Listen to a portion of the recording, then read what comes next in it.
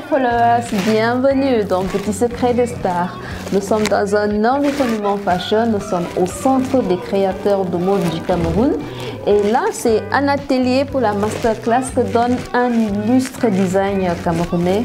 Il est le tout premier à être accepté dans la Fédération française de haute couture.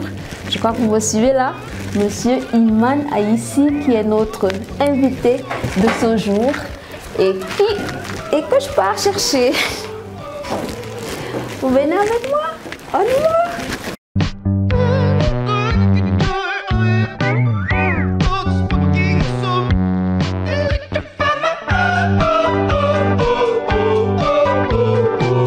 Alors, comme je vous l'ai annoncé, nous parlons haute couture avec l'un des meilleurs actuellement en Afrique.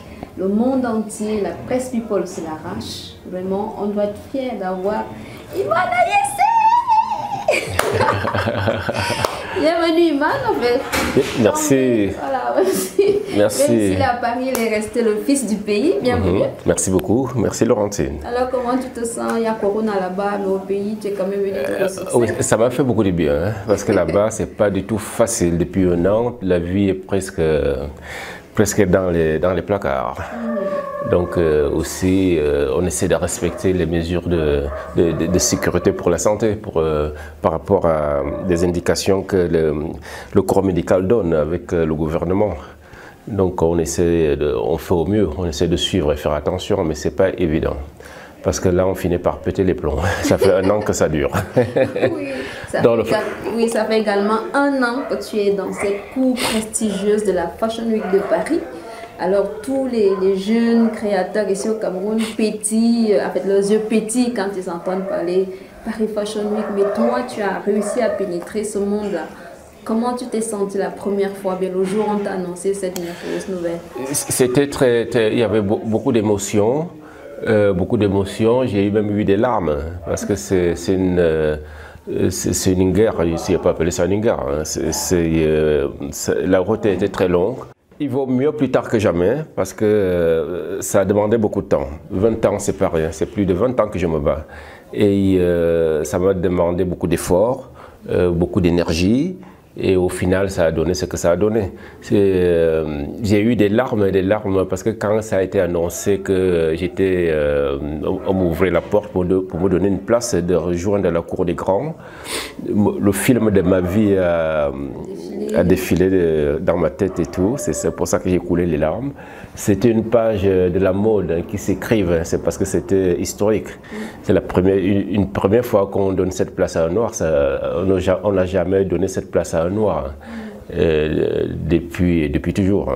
Et ce jour-là, c'était une page historique qui s'écrivait pour la mode, très important pour moi, très important pour l'Afrique, très important pour le Cameroun. Très important pour tous les Noirs parce que c'est une fierté, il fallait que ça arrive. Aujourd'hui, je crois que le monde entier regarde l'Afrique. Alors justement, tu as ce combat-là de valoriser le tissu africain, la matière africaine par rapport à tous ces produits, on dit entre guillemets nobles qui sont exploités par les autres grands créateurs. Est-ce que tu as le sentiment aujourd'hui que le message passe? Les choses changent petit à petit. Après que j'ai fait mon entrée dans le domaine de la haute couture, dont le plafond du luxe, il y a quand même eu un designer nigérian qu'on a aussi ouvert la porte, le côté prêt-à-porter. Il y a eu TB Magougou qui a gagné le prix LV, le groupe, comment il s'appelle, Bernard Arnault, le grand groupe de luxe. Le nom m'échappe, mais bon. Et ça montre que les choses avancent petit à petit. Et concernant tout ce qui est les tissus, tout ça, c'est à nous de faire ce qu'il faut faire pour que les tissus, le textile africain puisse être là où il faut sur les scènes mondiales. Et ça demande beaucoup de travail, beaucoup de confiance aussi. Et nos États doivent penser aussi à aider les créateurs. Il faut consommer ce que font les Africains, il faut consommer ce que font les créateurs de mode camerounais. Alors, comment tu t'organises aujourd'hui entre cette exigence qui est celle de la haute couture et cette, comment dire, ce grand engouement que la presse mondiale, la presse de mode mondiale a aussi pour ta personne? Alors c'est beaucoup de beaucoup de pression. C'est pas du tout évident, beaucoup de travail. Après on finit une collection, on commence une autre. Maintenant je suis obligé de faire 2 collections obligatoires par an. Et les collections qui sont à la hauteur digne de la haute couture. Donc il faut les moyens qu'il faut parce qu'on ne fait pas la haute couture si on n'a pas les moyens. Et ces moyens-là, il faut les trouver. C'est bien beau d'être célèbre. Pour ceux qui rêvent de devenir célèbres, les étoiles, les paillettes, ça nous attire, les projecteurs. Mais après, c'est énormément de travail. Les gens ne peuvent pas imaginer ce qu'on endure. Énormément de pression, énormément d'angoisse. Mais je peux dire que je m'amuse parce que c'est un travail que j'adore, dont j'ai vu vraiment ma passion, quoi. Et je crois que le reste, on verra bien au fur et à mesure. Alors, en termes d'investissement, une collection peut te coûter combien en moyenne? Je ne pourrais pas donner de prix ici, mais ça coûte. C'est pas donné, ça coûte. Les tissus. Environ. J'ai pas envie de faire peur à certaines personnes ou de... Non, ce que tu investis pour faire une collection, pour monter une collection. Ça coûte beaucoup d'argent, c'est difficile de dire des prix comme ça. Une collection, quand on voit qu'il y a des tissus qu'il faut faire, par exemple, quand je travaille des quintés, par exemple, donc j'étudie les quintés, je les revois à ma manière, donc je travaille avec les artisans. Il faut que je trouve des bons fils, donc parfois je refais les couleurs avec les fabricants de fils. Il faut arriver à faire comprendre aux artisans ce que j'ai besoin d'obtenir. Donc il faut aussi les apprendre à faire le bon tissage qui soit confortable et léger, en même temps doux, que ça soit digne de ce nom de luxe. Donc tout ça, c'est pas évident du tout, ça demande énormément de temps, le temps de faire les essais pour faire les prototypes, le temps de décider sur les couleurs, le temps de fabriquer, de chercher les bons fils. Parfois, on ne trouve pas le bon coton. Par exemple, au Ghana, il faut que j'achète ailleurs ou en France, et après, il faut les faire transférer vers le Ghana ou alors le Burkina Faso pour tout ce qui est des tissus Faso d'Anfani. Ils travaillent aussi avec des artisans au Burkina Faso ou au Nigeria, tout dépend. Et ça coûte beaucoup d'argent. Ça, ce n'est que la partie des quintés. Il faut acheter les soies, les dentelles, les dupions, tout ça, ça coûte. Il faut fabriquer la collection aussi.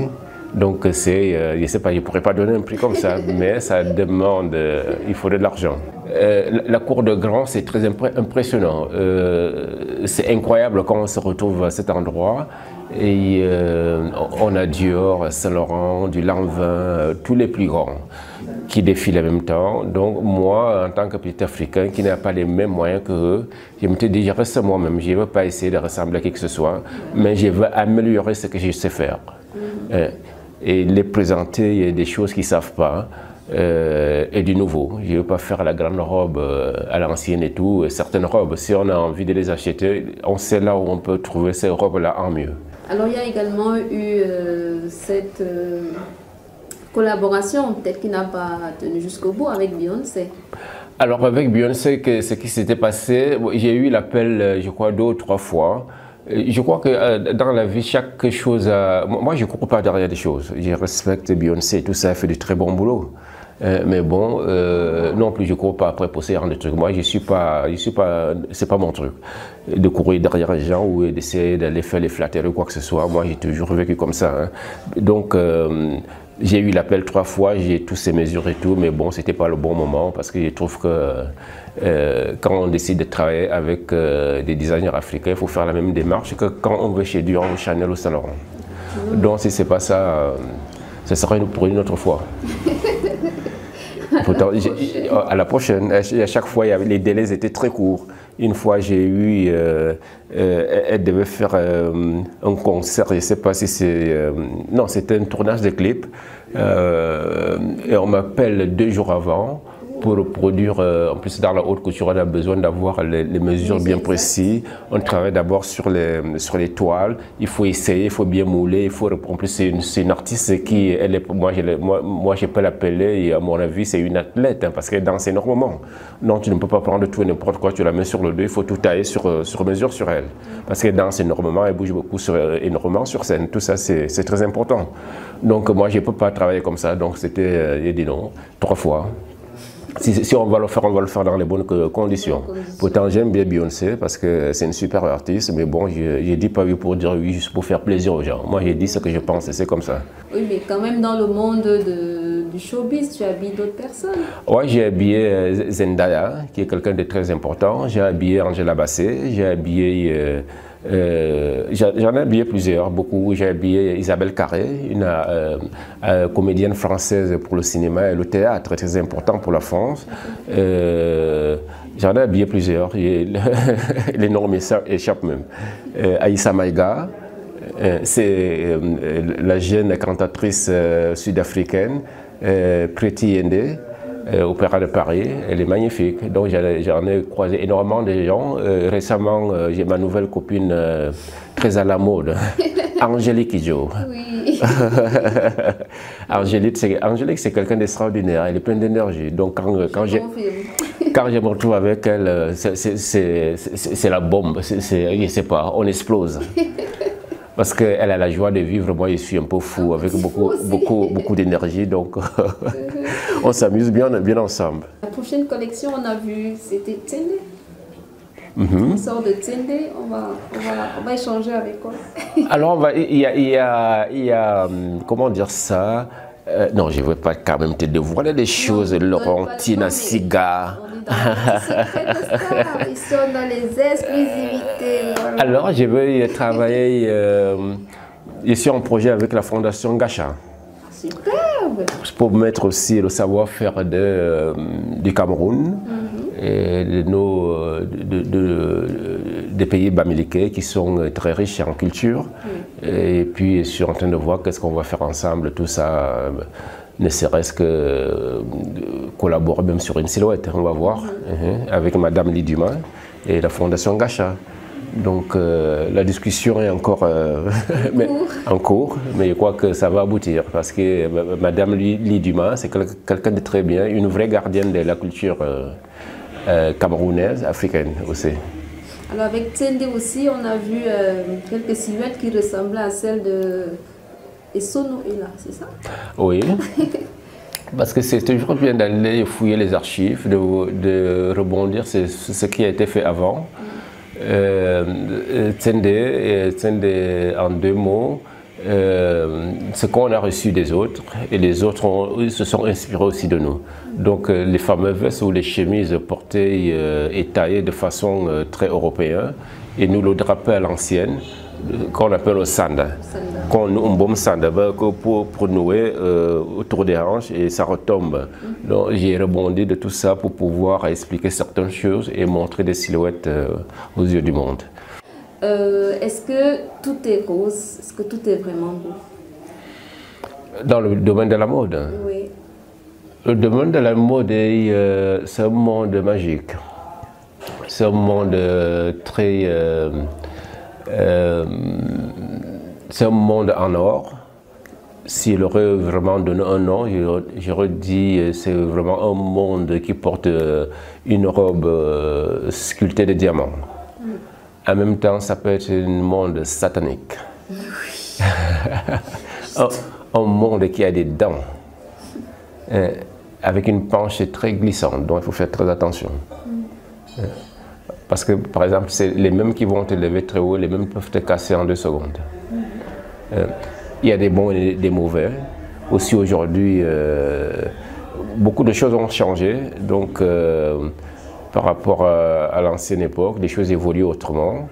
Et les choses vont à une vitesse incroyable. Donc, il faut faire très attention. Ce n'est plus la même chose que dans les années 90, là où on pouvait encore avoir... années 90, des années 80, en descendant, les années 2000, ça prend une autre allure, c'est plutôt le chiffre d'affaires qui compte.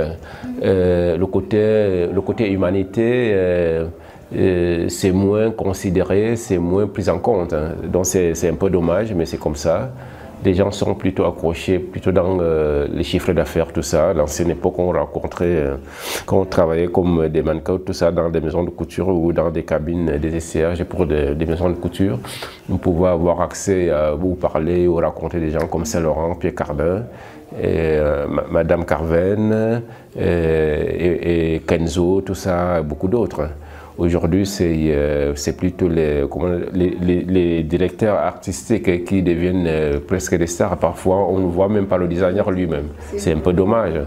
Et c'est pas ça a pris notre tournure de toute façon. Alors, toi, dans ce monde-là, est-ce que tu as le temps de te faire plaisir aussi? Si oui, qu'est-ce qui te fait plaisir? Ah, je me suis fait énormément plaisir. Le premier jour que j'ai vu Hubert de Givenchy, il m'a dit les gars, vous sortez de quel pays? J'avais accompagné une amie noire américaine qui devait défiler pour lui. C'était à l'hôtel Georges V. Donc, au moment qu'on arrive, il fallait qu'elle court dans les backstage pour s'apprêter et tout. Et au couloir, on croise le monsieur, il est monsieur Hubert de Givenchy, il était très grand, très élégant, tout ça. Donc, tout de suite, il m'a regardé, mais quelle élégance, vous sortez de quel pays, tout ça? Et donc, je lui dis tout ça, et puis ma copine, il a fait signe de partir, s'apprêter tout de suite. Et puis ensuite, donc, il y avait, je crois que c'était l'attaché de presse qui était à côté. Donc, moi, il n'était pas invité au défilé. À l'époque, il était quand même, donc, je devais attendre à côté, puisqu'il était venu accompagner une copine. Donc, je devais attendre à côté. Même dans un couloir, le temps qu'elle finit de faire son job et tout. Donc, il ne sait pas ce qu'il avait vu sur moi. Il a demandé à l'attaché de presse, à la dame qui était derrière elle, de me trouver une place quelque part dans la salle. Et la dame a coincé. Elle ne voulait pas. Donc, elle a fait semblant qu'elle allait m'accompagner, mais après, elle a viré ailleurs. Et quelques temps un peu plus tard, il repasse, il m'a retrouvé mon endroit, j'étais retourné, maman, elle me dit, c'est comment, il fallait que vous soyez assis dans la salle. Il dit, elle ne m'a pas placé. Donc, je ne sais pas, je ne peux pas aller forcer. Lui-même m'avait amené me faire asseoir. Voilà. C'est un plaisir. C'est vraiment. Donc, non, il y a la mode, le milieu de la mode, c'est magique. C'est magique quand on a eu la chance de croiser vraiment les bonnes personnes. J'ai vu Saint-Laurent quelquefois, avec Katusha des fois. Je l'ai vu encore 2-3 fois même pour le travail. C'est quelqu'un qui parlait très peu, beaucoup de personnalité, tout ça. Il fallait l'arracher un peu les paroles. Il était très, très réservé. Mais je ne peux pas sortir sans poser la question des followers. Pourquoi ce noir? J'aime le noir parce que le noir, c'est mon domaine mystérieux. Vous me belle vous. Je crois que tout le monde est né avec les vous. Les vous, c'est quoi? C'est l'énergie. Oui. C'est l'énergie. Et cette énergie, on va l'utiliser comment? Quand on est avec une lumière, avec une étoile. Et après, cette étoile et la lumière vont être entretenues de l'enfance. Et ça dépend comment les parents vont élever ça exactement. Et ensuite, c'est à la personne même de comprendre que je dois faire ceci, cela. C'est comme une éducation, qu'on met éducation de base, avec les bonnes bases. Après, on va aller à l'école. L'école des Blancs, même aussi, il n'y a pas que le Blanc qui nous a appris l'école. Et quoi, à l'ancienne Afrique, quand on regarde l'Égypte antique, il y a eu beaucoup de choses. Donc, il y a beaucoup de choses qui avaient déjà été faites en Afrique. Et puis on ne sait pas ce qui s'était passé. Comme aussi, quand on dit la vie a commencé en Afrique, non, forcément il y a des dieux noirs. Oui. Et pourquoi on a laissé nos dieux noirs? On s'est accaparé des dieux étrangers. Quand j'ai prié, j'ai fait appel à tous mes morts, mon grand-père, tous mes grands-parents, même ceux que je n'ai pas connus, je les appelle, leurs prénoms. Pas les prénoms importés. Je allais dire qu'il y a des prénoms qui sont occidentaux. Non, plutôt les noms de famille africains, et l'Ondan, comme on dit. Et là, ça me permet d'entrer vraiment en contact avec eux. Je crois que c'est très important parce qu'on nous a beaucoup menti. Oui. Mais ce noir là. Alors le noir. Alors ce noir, j'aime le noir, ça reste mon cercle mystérieux. Et donc vrai, qu'à minuit là tu deviens cheveux souris. Je crois que quand minuit sonne, la dernière cloche de minuit, je me transforme. Je peux me transformer en panthère noire, en sorcier ou sorcière qui va s'envoler sur Yaoundé, se accrocher sur un balai. Un balai? Non, ici c'est la boîte de sardines. La boîte de sardines. La boîte d'allumettes, non, ça ne me parle pas trop. Moi j'aime bien les vieux balais. J'aime bien les vieux balais avec un vieux cabatou ou un vieux drapé.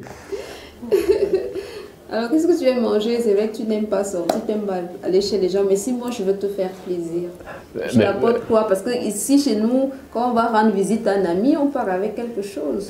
On vient pas... Non, mais toi, c'est toi. Donc, je viendrai, accepterai ton invitation. C'est pas pareil. Ah, le Fos. Oh, je fais quoi? Fos, Sanga, Oko. Tout. Si tu veux même, tu peux tuer un bœuf.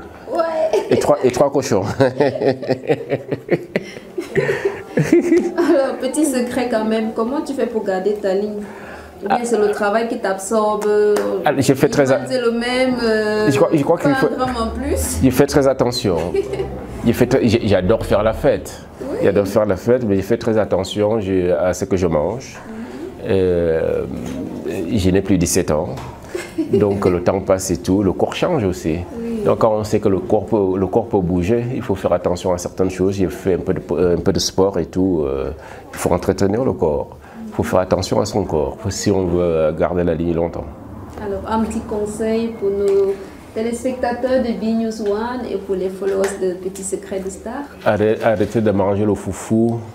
Trop de foufou, trop de gombo, trop d'huile et trop de beans, les haricots. Manger, mais manger avec la modestie. Alors pour réussir, et faire du sport. Pour réussir, quelles sont les armes? Les armes, il faut absolument s'éduquer. Éducation de base à la maison, connaître l'histoire de sa famille, respecter son pays, se former, se cultiver. Prenez le temps de faire des choses, ne soyez pas jamais pressé, ne soyez jamais pressé. Il n'existe pas un truc dans le monde, à peine on sème le maïs, on le mange. Il y a un temps pour tout. Donc, beaucoup de courage à vous. Voilà, il y a un temps pour tout. Merci Iman. Merci Laurentine. Vous avez tous, non? Tous.